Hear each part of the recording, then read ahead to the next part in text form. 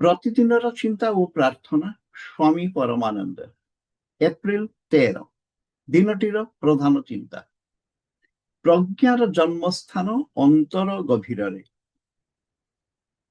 ସ୍ମରଣୀୟ ପଂକ୍ତି।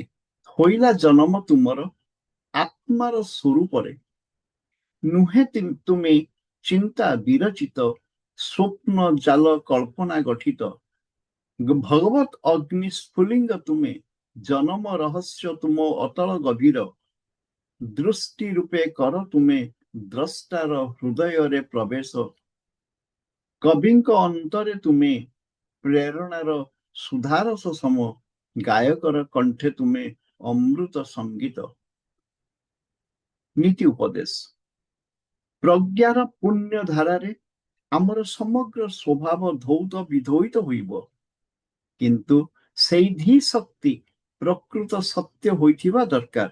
କେବଳ ମତବାଦ ବା ସାଧାରଣ ବୁଦ୍ଧି ହେଲେ ଚଳିବ ନାହିଁ। ଏହି ପ୍ରଜ୍ଞା ଆତ୍ମଜ୍ଞାନର ଫଳ। ଯେତେବେଳେ ଏହା ଆସେ, ଆମେ ଅନୁଭବ କରୁ ଆମର ସମସ୍ତ ଜୀବନ ଏହା ଦ୍ୱାରା ଭରପୁର ହୋଇଯାଇଛି। ସେତେବେଳେ ଆଉ କୌଣସି ସଂଶୟ ବା ପ୍ରଶ୍ନ ଜାଗେ ନାହିଁ। ଆମେ ଆଉ ଇତସ୍ତତ ହେଉନାହିଁ ବା ଆମର ହିସାବ ବୁଦ୍ଧି ରହେ ନାହିଁ। ଆମ ଅନ୍ତରରେ ସେତେବେଳେ ଏପରି ଏକ ନୂତନ ଚେତନାର ଉଦୟ ହୁଏ ଯେ ସ୍ୱେଚ୍ଛାରେ ଆମେ ସେଇ ଅନ୍ତର ବିରାଜି ଅମର ସତ୍ତା ନିକଟରେ ନତ ହୋଇ ବସତା ସ୍ୱୀକାର କରୁ। ପ୍ରାର୍ଥନା।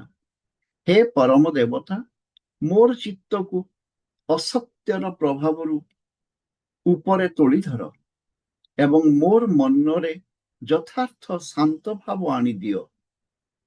ତୁମେ ହିଁ ମୋର ଏକମାତ୍ର ପୂଜ୍ୟ, ତୁମେ ହିଁ ମୋର ଏକାନ୍ତ ସାଧନାର ଧନ। ମୋର ସକଳ ଭୁଲ ଭ୍ରାନ୍ତି ଦୂର କର ଏବଂ ତୁମର ଆଶୀର୍ବାଦ ସ୍ୱରୂପ ଚିରସ୍ଥାୟୀ ପ୍ରଜ୍ଞା ମୋତେ ଦାନ କର।